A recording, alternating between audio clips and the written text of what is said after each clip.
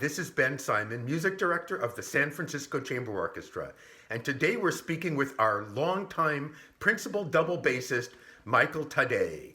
But first, instead of a viola joke, it will be a double bass joke. So, how do you get a double bass to sound in tune? You chop it up and make it into a xylophone. And now, my interview with Michel Taddei. Hi, Michel. It's very nice to see you today. How are you doing? I'm doing pretty well, Ben. Thanks for coming into my home virtually. I see your double bass there against the wall. Yeah, it's actually on its own special stand, so I can pose it any way I like for these special virtual interviews. So, and I see you've got your buddy Ludwig right behind you as well. I do. He's part of my COVID bubble, so we can spend a lot of time together. Nice. Michel, what have you been doing with yourself to stay sane and safe and connected during these really unprecedented times? Well, I mean, quite a lot of Zoom as well as other things. We do FaceTime. Some of that's for my teaching, for private lessons. And those of us who have specialized in 17th century technology as string players are finding ourselves dragged kicking and screaming into the 21st century with things. But I'm going to put it out there as a challenge to you geniuses who can digitalize sound and make it all happen in real time. Come up with an app where we can actually play together from our houses and hear each other. That would be my fervent wish. And if they can put a man on the moon, Absolutely. we should be able to play duets from our respective living rooms, Michel. And they put that man on the moon with a bunch of super smart African American ladies basically using abacuses and writing out the figures. Yes. That's how they did it back then. Come on, people. I saw that movie too. That was great. It's been really heartening to see the way the arts community have circled the wagons and come together. So the Berkeley Cultural Trust, which is an organization whose meetings I would attend once a month, we were holding weekly meetings about things like how do you respond to COVID and how do you come together. So that's great to see. We don't have all the answers, but we're at least asking the right questions about things. I actually did one masked recording project where we all just maintained our distances and there were no wind players or singers in the room. That was done separately. So there was something that was a little bit live. And I also played a live concert, but it was live streamed for the Left Coast Chamber Ensemble. And again, it wasn't chamber music exactly because we weren't in our pods. It was a really cool solo work that accompanied a film by an LA composer named Veronica Krause. So I really loved that. And it was just great to go someplace and play. And Yes. even if people were only hearing it on YouTube, fortunately my good friends and colleagues Leighton and Anna from the Left Coast Ensemble are married, so they were able to play actual chamber music and play some duos on the same concert. But for the rest of us, it was solo new music. And actually one of the colleagues from the SFCO, Stacy Polinka, also played. The Mendocino Music Festival would have been happening this month. Yes. It's not, but on the 11th, we're going to do something like this where we'll have our glasses of, Anderson Valley sparkling wine, and we'll toast the opening night that would have been. And all of these activities are really important to just keep ourselves in the public eye and the public consciousness to the extent that we can. If there's any silver lining to it, I imagine that once we are able to emerge from our cocoons here, people will have such a hunger and such a thirst for the live music experience that it shouldn't be too hard to fill a hall. Thinking about other ways of reaching out, I haven't done this just yet, but I had played at a music festival for the last 3 years in Havana, Cuba, Havana Clásica, and that included master classes with some really fine young players who are there who we realize when we have first world problems, and I've got, for example, I had this really annoying buzz on my D string and couldn't just take it into the shop and fix it up. I stuffed a bunch of foam in there and fixed it myself. But there you have 4 young players who are all really good, and there's one bass for all 4 of them. So they find a way to, and it's not a very good bass at that. So they find a way to make it happen, and it really helps put things in perspective. But much as we will run down certain social media things like Facebook, for people who are still, frankly, not living in a democracy and who don't have a lot of resources and things, the fact that they can get on Facebook and they can get on WhatsApp and they can communicate with the outside world is huge. I mean, it's an enormous change from what Cubans were able to see 10 years ago. So that's something I'm going to reach out and do as well. I've been in contact with some of these young players and, use the imperfections of some of these media to, have them play for me and give them a little bit of feedback. So virtual international masterclasses are the next goal. But what would be nice is to do the kind of teaching I really love to do, which is chamber music coaching or conducting, and that's often the future. Chamber music will be the first thing back because it only involves 3 or 4, 5 players plus a coach. We're planning some chamber music coaching at the Palo Alto Chamber Orchestra, which, Michael, you are also involved in. We're hoping to have some groups get together this summer. That and would be not just great. siblings, but in someone's backyard, 6 feet apart. You could get a string quartet to rehearse that way. I think that's absolutely possible. Not ideal, but absolutely possible.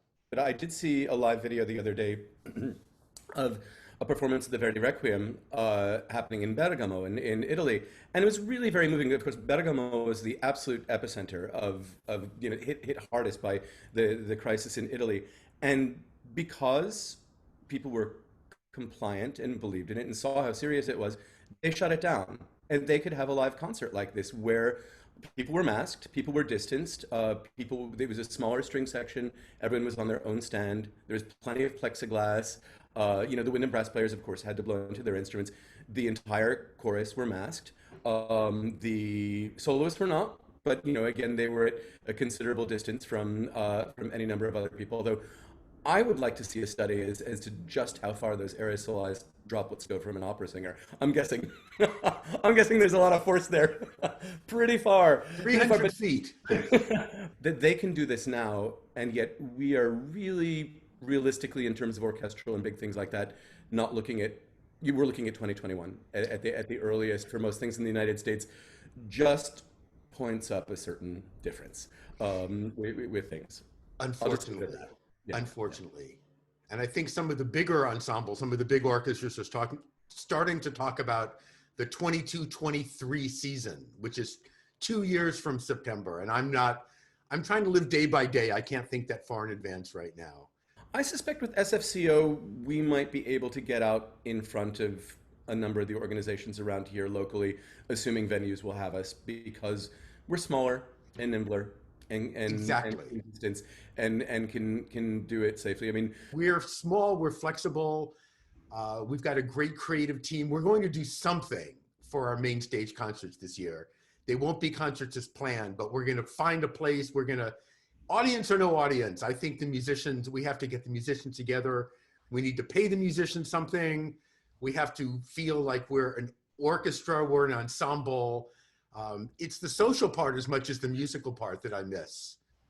Being stuck at home and practicing my Bach suites on the viola. But my love, of course, as is yours, Michael, is playing chamber music and ensembles and having that spark of playing with my colleagues, such as you. That's what I miss the most. We're living in crazy times. Yes, we are. Yes, we are. Well, Michael, it's been a pleasure to talk to you as always. It's nice just to get a little socializing here in the guise of an interview for our fans. I appreciate your coming on the Simon Says Show, and I hope we can play together soon. I hope so too. Thanks a lot, Ben. Michael, it's always a pleasure. Thank you very much. Michael will now perform for us the Courant from Bach's Suite in G major for solo cello, transcribed, of course, for double bass.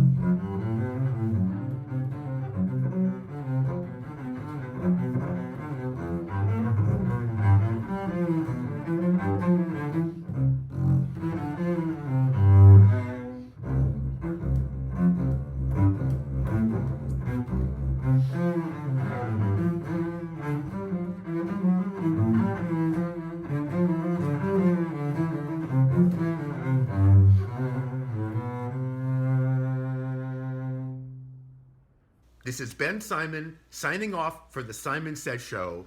Thank you for watching. Be well, stay safe, and I hope to see you again soon. Thank you.